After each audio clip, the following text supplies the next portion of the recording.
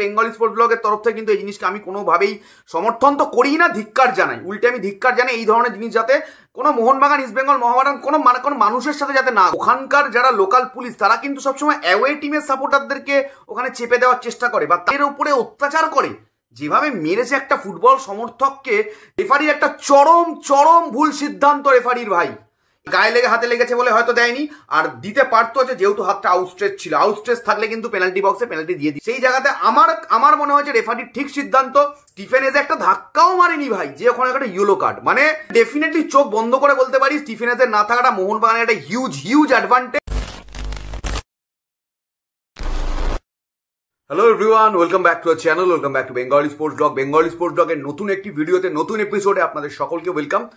কিছুক্ষণ আগেই, একটু আগে যখন আপনারা এই মুহূর্তে ভিডিওটা দেখছেন, একটু আগেই একটা ম্যাচ শেষ হলো ইন্ডিয়ান সুপার লিগের দ্বিতীয় সেমিফাইনাল ফার্স্ট লেগ, জামশেদপুরের হোম ম্যাচ। যে ম্যাচটা 2-1 গোলে জামশেদপুর জিতে নিল, এবং আমি বলবো outstanding performance by Jamshedpur and Khalid জামিলের ছেলেরা। দুর্দান্ত ফুটবল খেলে মোহনবাগানকে হারিয়ে দিল। মোহনবাগানকে এই সিজনে কিন্তু খুব কম টিমই ইন্ডিয়ান সুপার লিগে হারাতে পেরেছে। এর আগে বেঙ্গালুরু হারিয়েছিল, গোয়া হারিয়েছিল, অ্যান্ড তারপর জামশেদপুর আজকে 2-1 হারালো। তো নেক্সট ম্যাচ আমরা 7 তারিখের দিকে তাকিয়ে থাকবো। 7 তারিখ মোহনবাগানের হোম ম্যাচ রয়েছে অবশ্যই। এবং আপনারা টাইটেল এবং থাম্বনেল থেকে বুঝতে পেরেছেন রেফারিং নিয়ে অনেকগুলো সিদ্ধান্ত নিয়ে বেশ আলোচনা চলছে এই মুহূর্তে। এবং আমার যে ইনপুটসগুলো রয়েছে না, আমার যেগুলো মনে রয়েছে, মানে আমার মনের কথাগুলো এই মুহূর্তে আমি আপনাদের সামনে তুলে ধরবো। এবং আপনাদের কি মনে হচ্ছে ডেফিনেটলি আপনারা কমেন্ট বক্সে জানাবেন।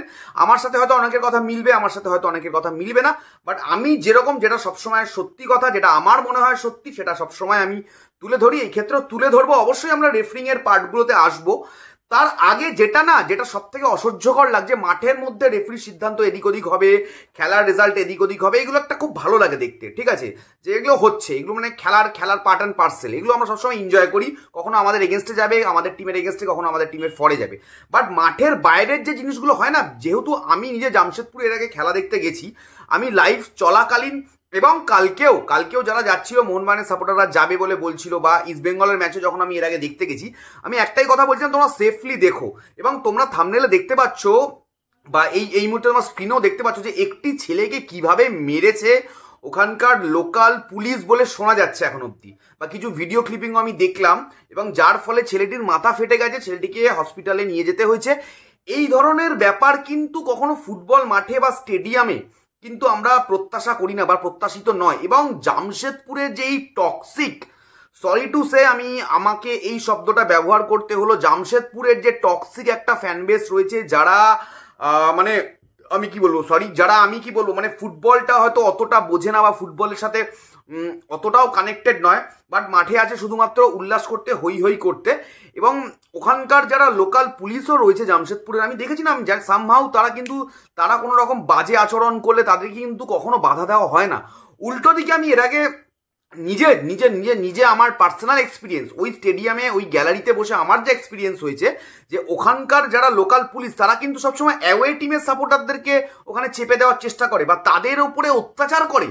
যেভাবে মেরেছে একটা ফুটবল সমর্থককে, যেভাবে, এবং আমি জানি না, মানে এটা নিয়ে আমি দেখলাম সোশ্যাল মিডিয়াতে অনেকে হাসাহাসি করছে, বাট ভাই এগুলো মানে মানা যায় না। তার কারণ হচ্ছে আজকে তোমাকে মেরেছে, কালকে আমাকে মারবে। এগুলো যারা বাড়িতে বসে সাপোর্ট করে তাদের জন্য ঠিক আছে, যারা মাঠে গিয়ে খেলা দেখে না, যেটা জামশেদপুরে অ্যাওয়ে ম্যাচ প্রতি বছর যায় মোটামুটি, কারণ জামশেদপুর আমাদের ওয়েস্ট বেঙ্গলের খুবই কাছে, তো তাদের জন্য যথেষ্ট, আমার মতো, আমিও তো তাদের মধ্যেই, তো আমার জন্য যথেষ্ট চিন্তিত, তাদের জন্য যথেষ্ট একটা চিন্তার ব্যাপার। কারণ ওখানকার লোকাল পুলিশ, ওখানকার লোকাল পাবলিকের ব্যবহার একদমই ভালো নয়। আমি এর আগেও বলেছি, ভিডিও বানিয়ে আজকেও বলছি, অল ইন্ডিয়া ফুটবল ফেডারেশন বা এফএসডিএল কথা আমি মূলত বলবো, এফএসডিএল যদি কোনো রকমে মানে এই জায়গাটাকে, এই ভেনিউটার দিকে নজর দেয়, কারণ ওখানে একটা সিকিউরিটি দরকার রয়েছে, এবং ওখানকার যারা সিকিউরিটি প্রোভাইড করেন তারা যথেষ্ট বায়াসড।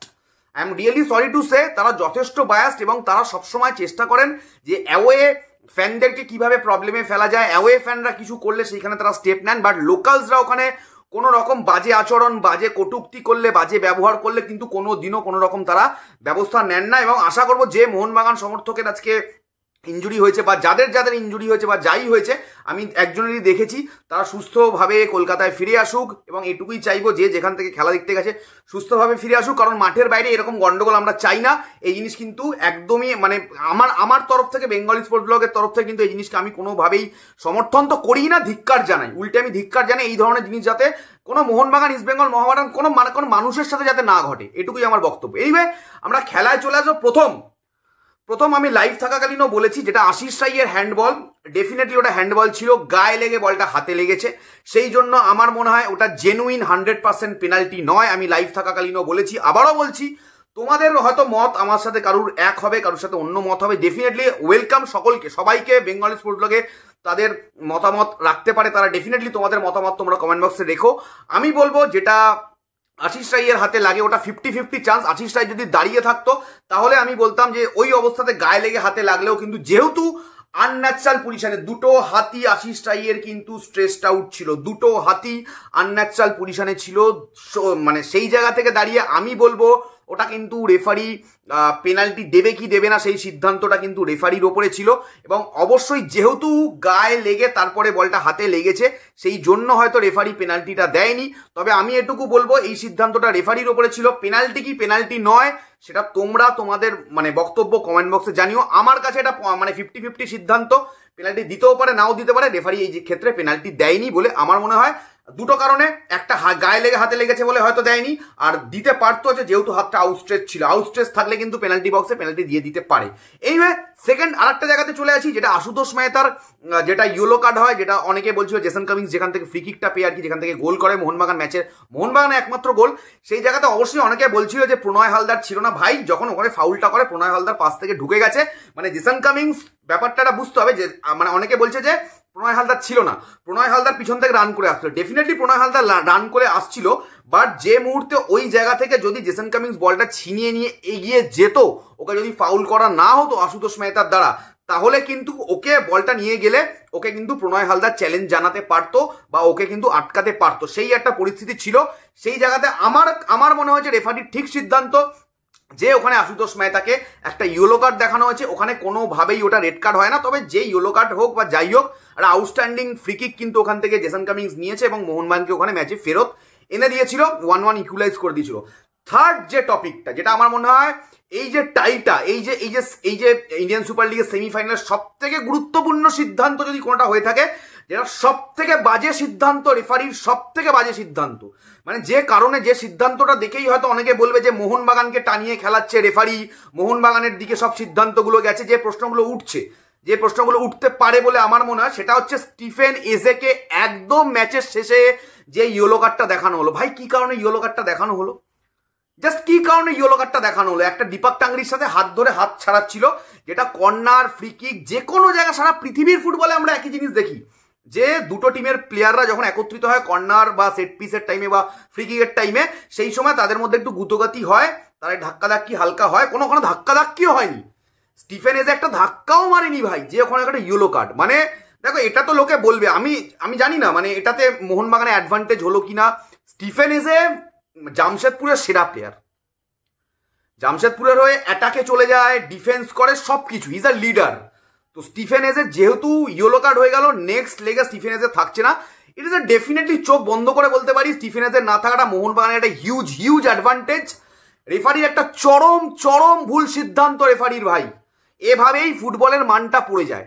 মোহনবাগান ডেফিনেটলি তাদের হোম গ্রাউন্ডে ফেভারিট, এখন অব্দি তারা আনবিটেন, সেগুলো আলাদা ব্যাপার, আমরা পরবর্তীতে আলোচনা করব। বাট স্টিফেন এজের ওই ম্যাচটাতে, নেক্সট ম্যাচটা 7 তারিখের ম্যাচটায় মাঠে থাকা উচিত ছিল। এই কারণেই ভারতীয় ফুটবলের রেফারিদেরকে না আমার কি বলবো, আমি এদেরকে এত সমালোচনা করি, কারণ এই সিদ্ধান্তটা ম্যাচের লেভেলটাকে ডাউন করে দিল। স্টিফেন এজে থাকলে একটা মানে টাক্কার হতো। আশুতোষ মেহতা নেই, ঠিক আছে, আশুতোষ মেহতা নেই, অবশ্যই নেই, সেটা একটা ইম্প্যাক্ট করবে, বা স্টিফেন এজে তো নয়। স্টিফেন এজে আমার মনে হয় স্টিফেন এজে না থাকাটা, জানি না খালিদ জামিল কাকে দিয়ে রিপ্লেস করবে, আদৌ রিপ্লেস করা সম্ভব কিনা, এটা খুবই একটা ভুল সিদ্ধান্ত। তোমাদের কি মনে হয় সিদ্ধান্তটা নিয়ে ডেফিনেটলি কমেন্টে জানিও। আউটস্ট্যান্ডিং একটা ম্যাচ দেখলাম, ক্যারেক্টার শো করলো। জামশেদপুরকে সবসময় আমি প্রশংসা করি, খালিদ জামিলের ছেলেদেরকে এখনো করব। একটা 25 কোটি টাকা মতো বাজেট টিম কি করতে পারে যদি তাদের সৎ ইচ্ছা থাকে, প্লেয়ারদের মধ্যে সেই মানসিকতা থাকে, কোচের মধ্যে সেই উদ্যম থাকে, উচ্ছ্বাস থাকে, প্ল্যানিং থাকে, তো তার মানে তাহলে তারা অনেক কিছুই করতে পারে, সেটার কিন্তু ফল আজকে আমরা জামশেদপুরকে দেখতে পেলাম। অবশ্যই আমরা 6 তারিখ 7 তারিখ দুটো সেমিফাইনাল রয়েছে, সেদিকে তাকিয়ে থাকবো। এবং বিতর্কিত অনেক সিদ্ধান্ত আজকের ম্যাচে হয়েছে, যেগুলো নিয়ে আমি মোটামুটি কথা বললাম। তোমাদের কি মনে হচ্ছে অবশ্যই কমেন্ট বক্সে জানিও। ডেফিনেটলি তোমাদের কমেন্টগুলো পড়বো এবং কমেন্টে রিপ্লাই করার চেষ্টা করবো। Thank you so much. এখনের মতো সকলে টাটা, ভালো থেকো। Do subscribe Bengali sports blog. 22,000 করতে হবে তো ভাই, সাবস্ক্রাইব করো। এই ভিডিওটাতেই যেন 22,000 কমপ্লিট হয়ে যায়। সবাই সাবস্ক্রাইব করো। চলো এখনের মতো সকলকে টাটা।